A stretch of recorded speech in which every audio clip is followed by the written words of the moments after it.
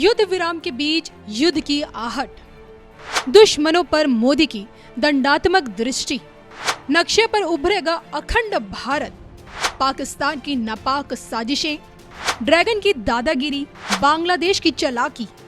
अब की बार क्या दिखेगा अखंड भारत? देखिए सिर्फ और सिर्फ धर्म ज्ञान पर।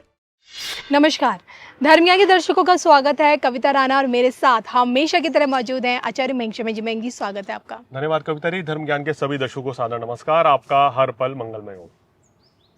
22 अप्रैल का दिन जब पहलगाम पर आतंकी हमला हुआ, जिसका बदला लिया गया ऑपरेशन सिंदूर के रास्ते, और इसी ऑपरेशन के चलते भारतीय जवानों ने जो अपना पराक्रम दिखाया, दुश्मन के घर में घुसकर आतंकी ठिकानों को जो ढेर कर दिया, जिसके चलते पाकिस्तान तिलमिला उठा, बौखला उठा, जिसके हमने जवाब में देखा कि पाकिस्तान की तरफ से जवाबी कार्रवाई भी हुई, और जिसके चलते भारत और पाकिस्तान के बीच एक युद्ध का माहौल पनप गया। और हालांकि भारत की तरफ से भी पाकिस्तान को जवाब दिया गया। आप कह सकते हैं कि भाई दोनों के बीच में जंग के हालात भी पूरी तरह से पनप चुके थे और बहुत सारा बातें होने लग गई थी, एनालिसिस होने लग गए थे कि भाई अब पाकिस्तान के 4 टुकड़े होने का समय आ गया है, या फिर पाकिस्तान में से पीओके की वापसी हो रही है, या पाकिस्तान को दुनिया के नक्शे से ही ख़त्म कर दिया जाएगा। और इन्हीं चर्चाओं के बीच में, इन्हीं कयासों के बीच मयंक शर्मा जी की जो भविष्यवाणी थी वो ट्रू हुई। जी हाँ, मुझे याद है कि धर्म ज्ञान पर मयंक शर्मा जी ने भारत पाक के रिश्तों को लेकर एक बड़ी भविष्यवाणी की कि तनाव जो है वो कुछ दिनों तक बना रहेगा दोनों मुल्कों के बीच में, लेकिन ये तनाव किसी तृतीय विश्व युद्ध या फिर युद्ध या फिर पाकिस्तान के खंड खंड होने की ओर तरफ नहीं ले जाएगा, बल्कि भविष्य में आगे बेहतरी की ओर लेकर जाएगा। मयंक जी, सबसे पहले तो आपको कैसे ये अंदाज़ा हुआ कि जो सब लोग सोच रहे वैसा नहीं होगा? देखिए, इस समय हर व्यक्ति अपने हिसाब से कैलकुलेशन कर रहा है, लेकिन मैंने कैलकुलेशन देखी कि नक्षत्र के आधार पे। जी, मैंने जो उस दिन आपको बोला था कि 12 मई के बाद कहीं ना कहीं युद्ध के हालात जो है वो समाप्त होने लगेंगे, और वीडियो में दर्शक देख ही सकते हैं, उसमें बोला था 12 मई तक का समय जो है बड़ा टफ है, क्योंकि 12 मई को मंगल ने नक्षत्र परिवर्तन किया, और 12 मई से पहले पहले या 12 मई दोपहर तक मंगल जो है पुष्य नक्षत्र शनि के नक्षत्र में थे, जहां मंगल सबसे ज्यादा हानि कर रहे थे। जो स्थितियां बना रहे थे कि भाई युद्ध के हालात बनेंगे या लड़ाई हो सकती है या स्थितियां बहुत गंभीर हो सकती हैं, और वो चीजें शुरू भी हुई हैं, वो स्थितियां शुरू भी हुई थी। और मैंने वीडियो में भी बोला था कि 2 अप्रैल का वो दिन था जिस दिन से परेशानियों का दौर शुरू होगा। 2 अप्रैल से 6 जून तक मंगल नीच के रहेंगे, और अभी जब हम वीडियो शूट कर रहे हैं मंगल अभी भी नीच के चल रहे हैं, लेकिन अब आश्लेषा नक्षत्र में है। तो यही मेरी प्रेडिक्शन थी कि भी 12 तारीख के बाद कुछ ऐसी परिस्थिति बन जाएगी ग्रह गोचर की कि कहीं ना कहीं ये जो लड़ाई है ये वॉर का रूप नहीं लेगी।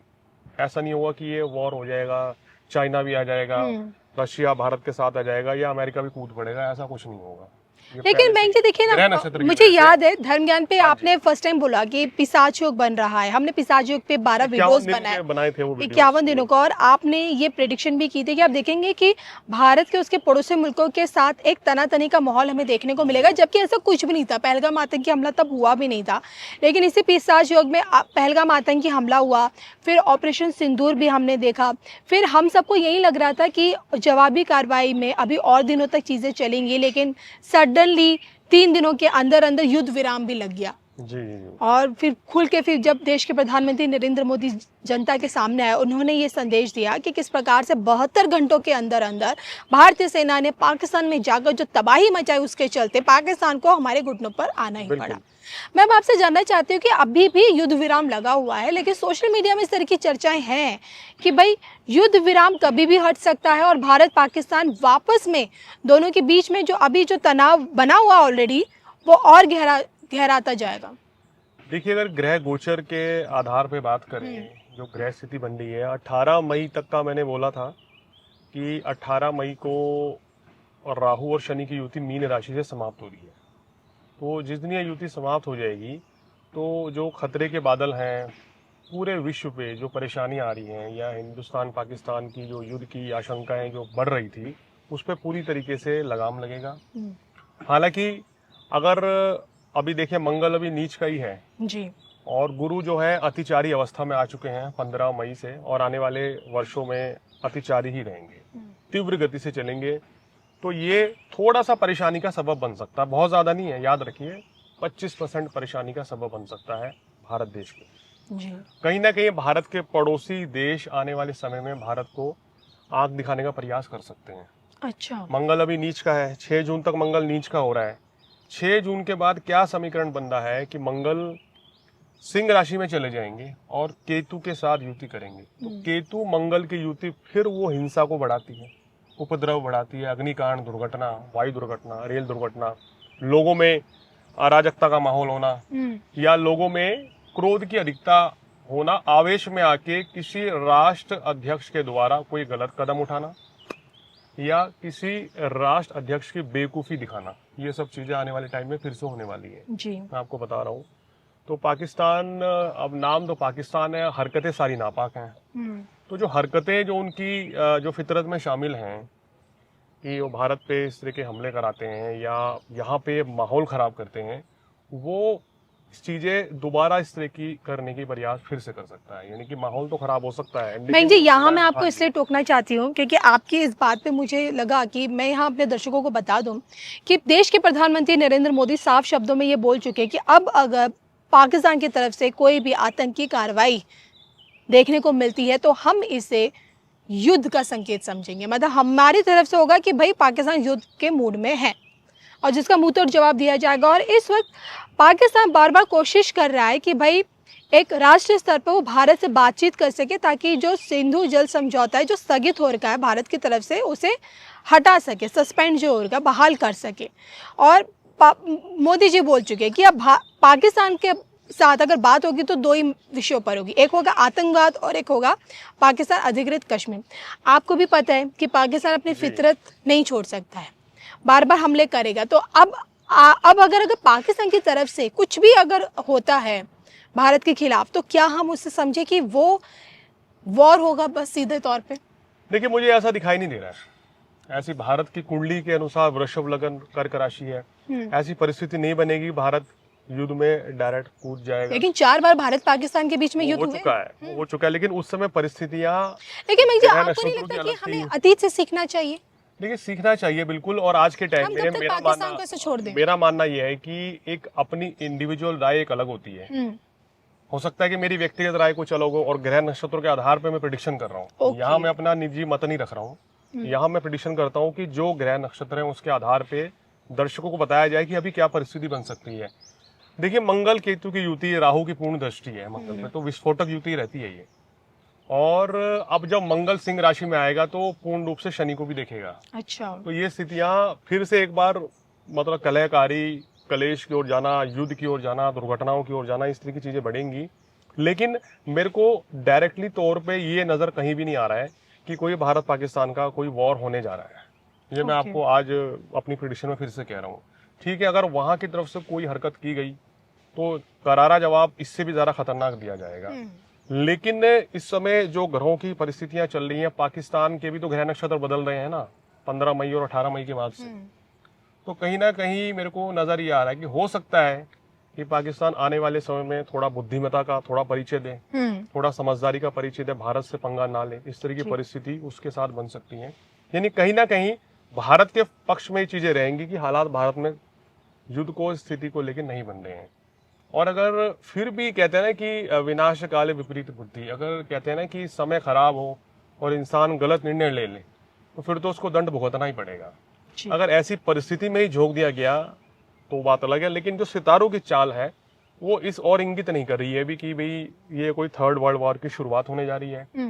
ये 4-5 देश मिलके लड़ाई लड़ेंगे लंबे समय तक, 5 साल तक, 8 साल तक, ऐसा कुछ नहीं होने जा रहा है। अच्छा, मैं ये जाते जाते बस मेरा एक ही सवाल आपसे है कि क्या लगता है कि पाकिस्तान का अस्तित्व विश्व के नक्शे पर बना रहेगा भविष्य में? देखिए, पाकिस्तान की कुंडली में शनि की स्थिति बहुत इंपॉर्टेंट देखने वाली है। शनि कर्क राशि में है और वो अपने घर को देख रहा है और उस समय मंगल मिथुन राशि में है। और अगर बात करें तो सूर्य, शनि, बुध एक साथ हैं और केतु वृश्चिक राशि में है। तो कहीं ना कहीं ये अपनी धोखाधड़ी से, जालसाजी से कहीं ना कहीं विश्व को अपने पक्ष में करने को, परिस्थिति अपने पक्ष में करने के लिए मजबूर कर देता है या करवा बैठता है। उसके पीछे कहीं ना कहीं ग्रहों की स्थिति ऐसी है जिसके चलते कुछ देश जो है इसको फंड प्रोवाइड करा देते हैं या इसको इसकी सहायता कर देते हैं जी। तो इस तरह की परिस्थिति तो वही अगर ग्रहों चाल से देखे तो आगे वहां पे भी बन रही है। लेकिन वर्तमान में जो ग्रह नक्षत्र हैं, जो दशाएं चल रही हैं, खासकर मेरा ऐसा व्यक्तिगत मानना है कि जो शनि का गोचर जो आ रहा है, अभी भी करंट में चल रहा है मीन राशि में, और जब तक शनि आपका मान लीजिए मीन राशि और वृषभ राशि में रहेगा तो पाकिस्तान के हालात बहुत खराब रहेंगे। मतलब वहाँ आप देखेंगे उस देश में वहाँ की आर्थिक स्थिति और खराब होगी, वहाँ अराजकता फैलेगी, और वहाँ की जो जनता है ना कहीं उसको ये लगेगा कि हमारी सरकार ही हमें बर्बाद करने पे तुली हुई है जी। और ये चीजें वहाँ आप देखना आने वाले टाइम में विरोध शुरू होगा वहाँ। और मैं देख रहा हूँ कि आने वाले उनके चुनाव में फिर कोई बड़ा लीडर खड़ा होएगा और इस तरह के मुद्दे उठा के कहीं ना कहीं चुनाव जीतने की कोशिश होगी। लेकिन वहाँ आने वाले टाइम में आप देखना अपराध, बेरोजगारी, भुखमरी, समस्याएं, ये सब चीजें बहुत ज़्यादा बढ़ने वाली हैं।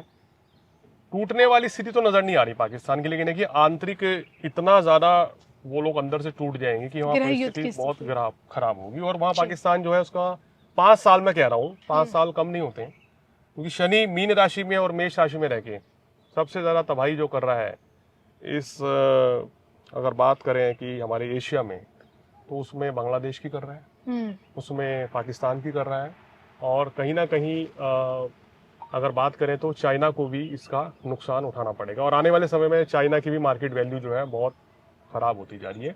भारत के ग्रह नक्षत्र की बात करें तो स्थिति में तेजी से सुधार हो रहा है, और भारत देश की कुंडली में शनि की स्थिति जो है आने वाले 7-8 वर्षों तक बहुत ही शानदार है जी। और कहीं ना कहीं बड़ी अच्छी आर्थिक स्थिति रहेगी, बड़ी अच्छी तरक्की होगी।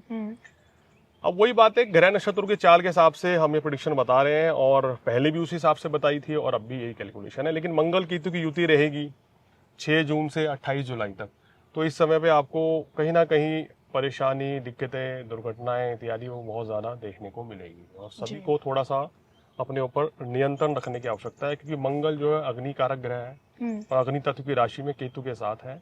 तो आवेश में आके कोई कदम ना उठाएं, जल्दबाजी में कोई निर्णय ना लें। बिल्कुल। बहरहाल आपको क्या लगता है, भारत पाकिस्तान के बीच जो आपसी सहमति से युद्ध विराम लगा है, सीज फायर लगा है, और ऐसे मौके पर क्या ये ठीक है, क्या ये फैसला आपको उचित लगता है देश हित में?